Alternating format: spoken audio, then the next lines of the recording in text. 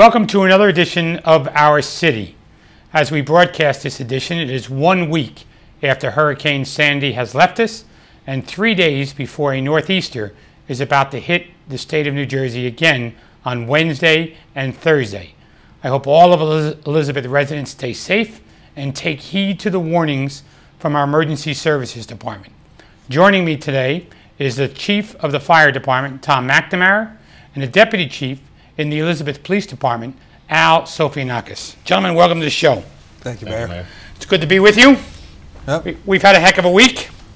So why don't we start with Chief? Why don't we talk about Fire Department? How did you engage first on Hurricane Sandy, and what were the first things the Fire Department did?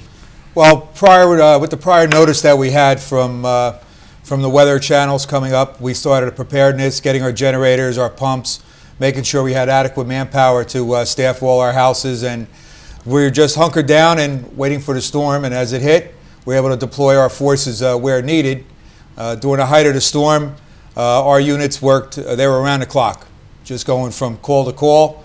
For 1 week now, we've averaged probably about close to 1,200 runs in a 1 week period. And what's the normal runs you would average in a week period? We're probably down to about 500. We're way above our top. Many calls for wires down. We were fortunate we didn't get a lot of rain, so we didn't get the flooding that compared to Irene that we had, where we had to pump out over 600 cellars.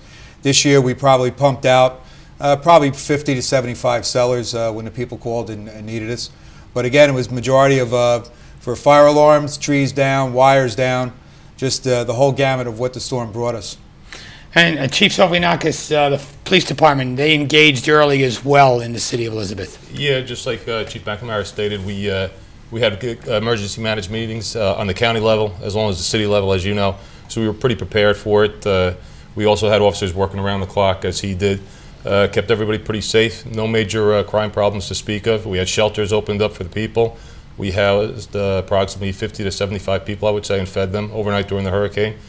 We did evacuate some people along the Front Street area between Pine and Elizabeth Avenue. There wasn't a lot of damage there except for the pier and the marina, but pretty much no major problems to speak of. And Chief, one of the things I'd like you to talk about with our viewers, we still have a lot of power outages in the city of Elizabeth. And when automobiles approach traffic intersections and some of the signals are out, what should the drivers do? Right, treat it as a four-way stop, obviously. Good common sense. Pretend there's a stop sign on all four corners. Make sure it's safe to proceed and go through. Usually at busier intersections, we have an officer there. We have some county officers assisting us to keep those intersections safe also. And Chief McNamara, the issue with generators, one of the things that people do with generators is extremely important on how they deal with the safety of that issue. Our paramount problem that we've been having is that we have residents bringing the generators into their buildings, and which is causing their carbon monoxide poisoning. We've been very fortunate. With the onset of carbon monoxide alarms, they're getting a heads up, but we really don't want the people bringing them into their houses. Make sure you have the proper gauge electrical wire, and when you fuel them, make sure the generators are cool.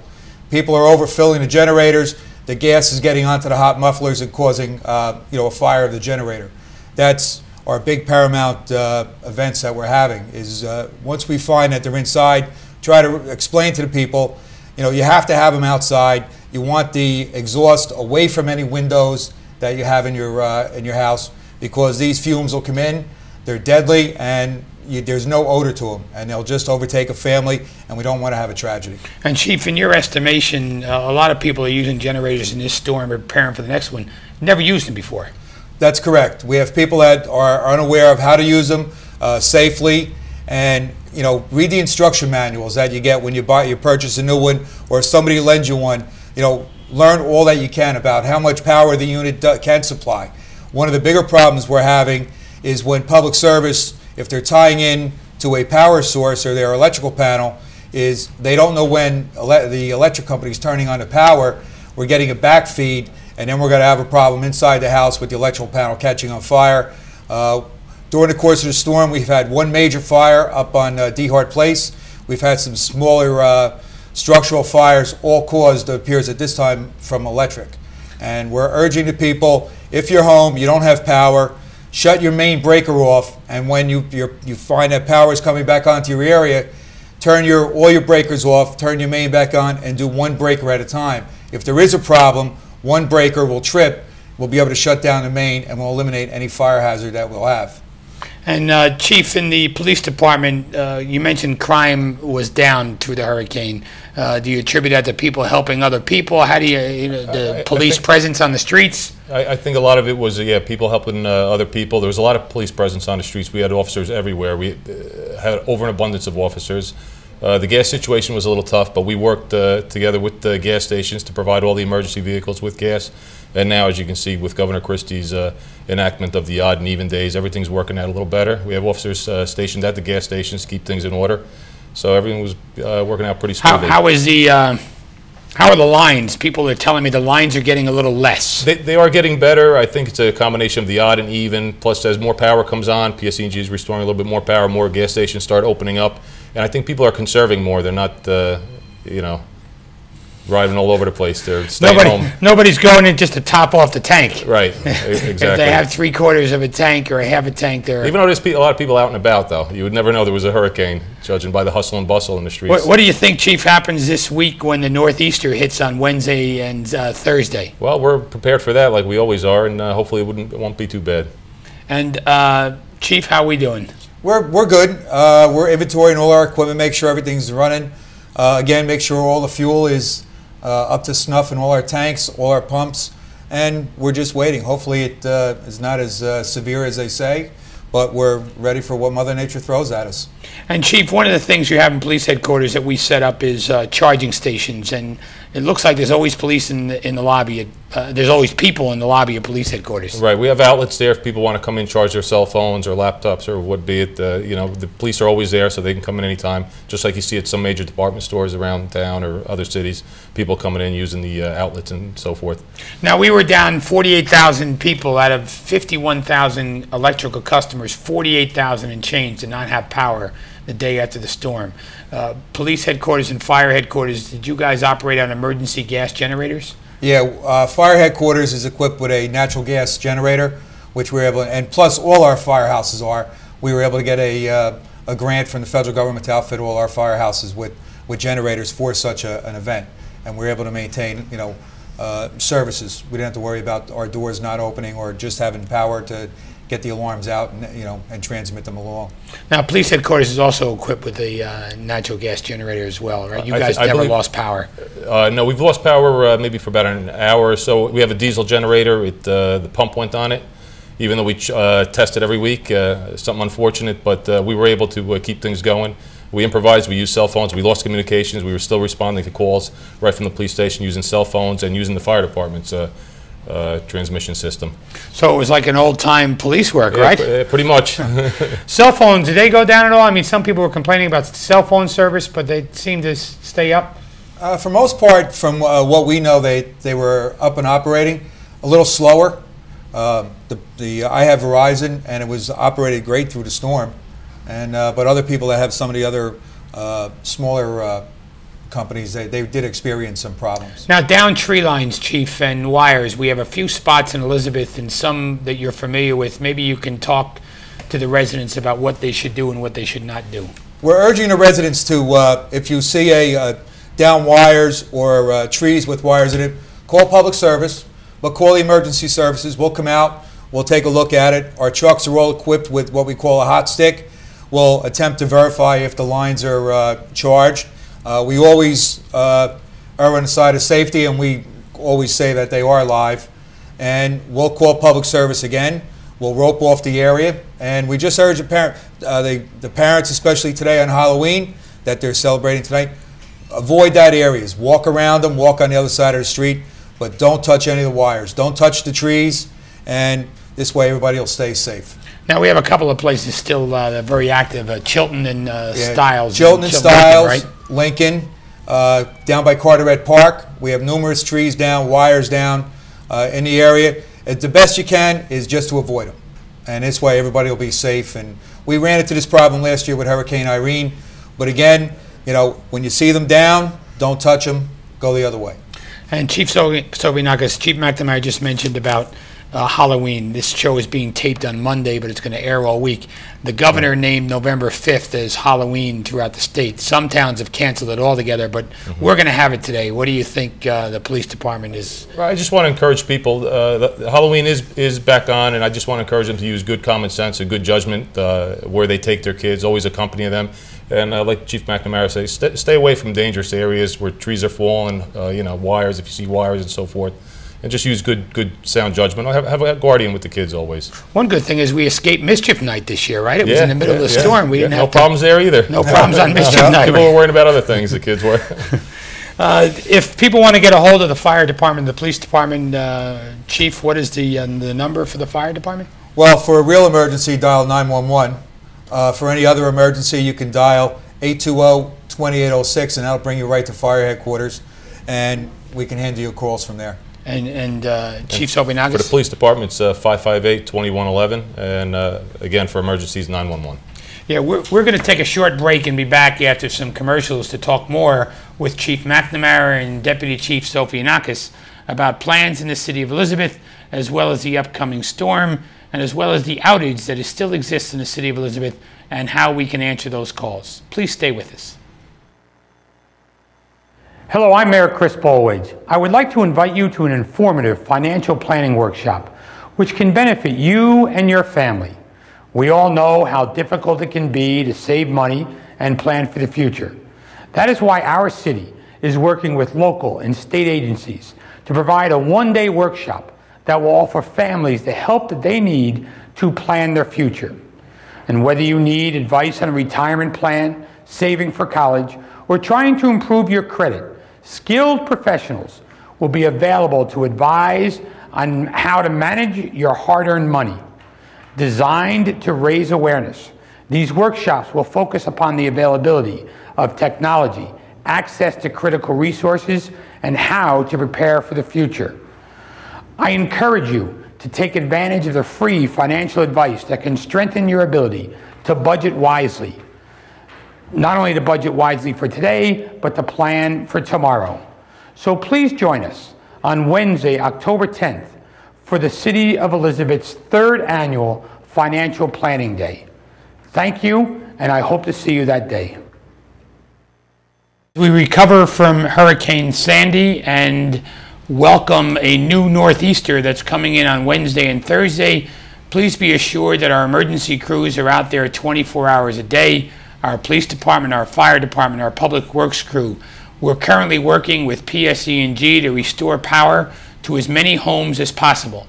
At the end of the storm last Tuesday, we have a total of 51,000 electrical accounts, and 48,000 electrical accounts were without power. This day, Monday, November 5th, we started the day with in excess of 14,000 customers without power. PSE&G has a 6-day work plan that's going to bring back about 2,600 customers a day over the next 6 days. And after 6 days, I'm sure there are going to be some folks without power. I don't know who's going to be last. I can assure you that as of this day, 8 days after the storm, I do not have any power in my house as of this day. This is November 5th. We are taping. It is Halloween. Those of you that see the show, we encourage you to participate in Halloween today. And November 6th is Election Day. Please come out to vote for the candidates of your choice. The polls will be open on November 6th from 6 in the morning till 8 o'clock in the evening. All of your regular polling places will be open from those hours to cast a ballot for the candidates of your choice. Chief McNamara, one of the things we were talking about it during the break was about driving in puddles, and if you're not sure if there's barricades, what should the driver do? We're asking the drivers, especially during the storm, if you don't need to be out, stay home. But if you are on the road, you see barricades up, yellow caution tape, don't drive around them, don't drive through them. You're going to wind up in a maybe an underpass that's filled with water. Your car's got to get stuck, and then we're going to have to send first responders in to get you out. The only problem we have, you might not be the only person that has done that, and we have to get people out with boats or walk in and get you out. So we're asking the motorists, don't go past the barricades. Chief, it's interesting to say that during the height of the storm at about 8:30 on Monday night, I was at the waterfront, and I was on Trumbull Street, and somebody drove their car to the end of Trumbull Street, and they wound up on the roof of their car when an engine company responded. I was there with Director John Papetti and Director Paul Odessa, checking on the high tide and the damage on whether the water would reach the homes on Front Street. And the boat, because of the wind, the firemen in Inflato just couldn't do it. These guys had to hug the fence to get there to rescue the guy. Yep. It becomes very dangerous. It turns into swift water. Wind with these rafts are not our friends, as you witnessed. It flipped the boat over. Fortunately, nobody was inside it. It just causes a lot more havoc for us. We did have about 7 calls for water rescue. One we had to abort. It just became too dangerous for our first responders to operate. So, life and death situation, when the water's up there, we might not be able to get to you right away. So that's why it's important that if we give an evacuation order, people should leave. Yes, exactly. Listen to what the municipality's saying. We know, we have charts, we follow the weather. So if we ask you to evacuate, please evacuate, because at one point we're not going to be able to get you. Chief Silvinagas, similar things with the police department, right? Sometimes you're asked to go into a situation and you just can't get there. Right. Same thing. People driving into flooded water. Don't drive around a barricades. We have a big problem with people that do that. Sometimes we don't have enough barricades to block off the whole intersection, so they try to squeeze through those spots, wind up in trouble all the time, and that takes time away from us helping other people who really need help. And Chief McNamara, you received a call from the Port Authority this week to send police to the Holland Tunnel, did you say? Send firemen to the Holland Tunnel? That's correct. We got a request from the Port Authority for mutual aid assistance, and then it went through the Office of Homeland Security to mobilize our large capacity pumping system, which is called the Neptune system. It has a capability of pumping 8,000 gallons a minute through 12-inch hose. Our partners at the Port Authority knew we had this. We mobilized 12 men from the department. We went down and we assisted Port Authority and the Jersey City Fire Department with pumping out, which turned out to be not the actual vehicle tunnel, but the air ventilation tunnel that supplies the fresh air to the tunnel. They can't operate the tunnel without pumping fresh air in, and we were able to pump that water out, and this way it let them open up the tunnels for traffic. Are they open? They were supposed to be open today. Our men are picking up the hose. They probably stretched about 4,000 foot of 12-inch hose. So you can imagine the job of rolling it back up. And Does the same guys that lay it out have to roll it up? No, we brought different people in because I think they were all getting a little nervous. They were going to have to pick it up. But again, it's all cooperation amongst agencies. I can't say nothing against anybody here in town. We all work together, all for the same goal of protecting the citizens. The fire department, the police department, public works, the health department, everybody pulled together to help the citizens here, and we're very fortunate. We were talking about some of the barricades, Chief Silvinagas, and some of these barricades were just blown away, right? Yeah, we also had metal ones, a lot of metal ones that were donated to us in the past, and we used during Hurricane Irene. We had a lot of stored up, so wherever we could, we used the metal ones. The other ones that were blown away, we tried to sandbag them down. Department Public Works was very helpful with that, and they're pretty much on top of everything. They had a lot of personnel working overtime and so forth. And Chief McNamara, you've also part of the state team. We had men at the Barrier Islands. Was it Long Beach yes. Island or Seabright, or where would we have them? They were up North Jersey. Department members are part of New Jersey Task Force 1, which is the state's urban search and rescue team. They were deployed to the Barrier Islands, starting with Atlantic City and working their way up. And they went up as far as Little Ferry and Moonachie as well. They had a dam or a levee that broke up there, and they were instrumental in the beginning of swift water rescue, taking people out by boats. And then the final part of the mission was to go into these compromised homes on the Barrier Islands, working from Seaside Heights up to Manahawkin, and confirming that there weren't anybody inside. And then they came back the next day and worked here in the city of Elizabeth. What did the men see when they were down there? Was it the utter devastation? Must be worse than the pictures we see on TV. They were totally amazed at. You would have one house, it didn't look like anything happened, and then you would go blocks that there was total devastation. Homes that are standing, half of a home is standing in spots where, you knew they were homes. The new Manahawkin Inlet, what they're calling it, at the foot of the Manahawkin Bridge, we have people that were familiar with that Route 35. It was gone. It's part of an inlet. I know since then they've put a temporary roadway or a bridge up for construction equipment and first responders to get in on the northern side of Route 35 from Point Pleasant. Oh, so you can access it now? Just for construction and emergency vehicles. Okay, but no personal vehicles can go through there yet? Nope. And Chief Silvianakis, FEMA is something that's been in our city, and they've been working with us as well. They met in police headquarters. You were part of that meeting, I believe, that one day. And, yeah, we worked with FEMA during the last storms of Hurricane Irene and the snowstorm. They're very helpful. We get reimbursed for a lot of things. You can go to their website. It even helps private citizens, I believe. And what about the street parking for street cleaning? For street cleaning, we've suspended issuing summonses for the next 2 weeks, so people will get a pass on that for 2 weeks. The parking meters are still in effect. You will get a summons for that. I mean, we're trying to move traffic as much as possible through the city, as smooth as possible. You still have some trees down. I just want the people to realize when you see a tree down, it's not that we don't know about it or didn't get to it. Like Chief McNamara said, we have to determine. A lot of times there's wires mixed up in the tree, so you have to determine if that wire is live or not before Public Works can remove the tree. So that's a problem a lot of the times.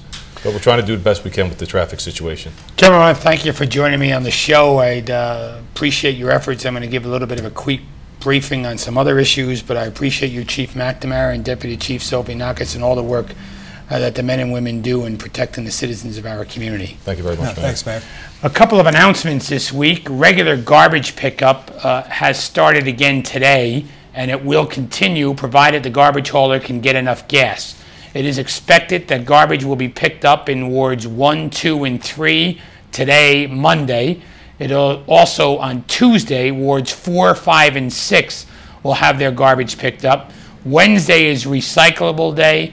Cans and bottles go out on Wednesday or Tuesday night for a Wednesday pickup, and then garbage pickup will continue on Thursday and Friday.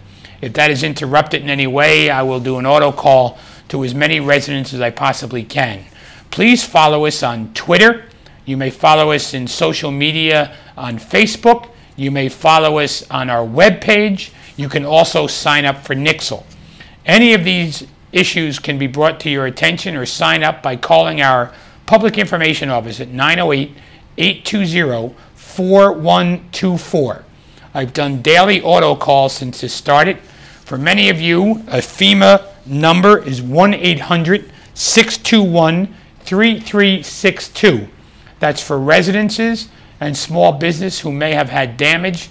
You can call that to see if you are eligible for any direct FEMA aid. You can go to www.disasterassistance.gov, and they will also give you advice on how to fill out an application. You've heard that the polls will be open tomorrow from 6 in the morning till 8 p.m. Public Service Electric and Gas has crews on the ground. They're consistently working to restore our city. If you have an outage and you've called Public Service, and they tell you that that your area has been restored, and they are saying that you have power, you need to call them back and tell them that you don't. PSE&G needs to hear from you if you do not have outage and they think you do. That is a problem in their computer system, so please call the number that you have for PSE&G. You can call my office at 908-820-4170, and we will continue to update you as we have information. Thank you for joining us on the show. Be safe. We'll get through this together. And I'm Chris Bolwage. We'll see you next week on another edition of Our City.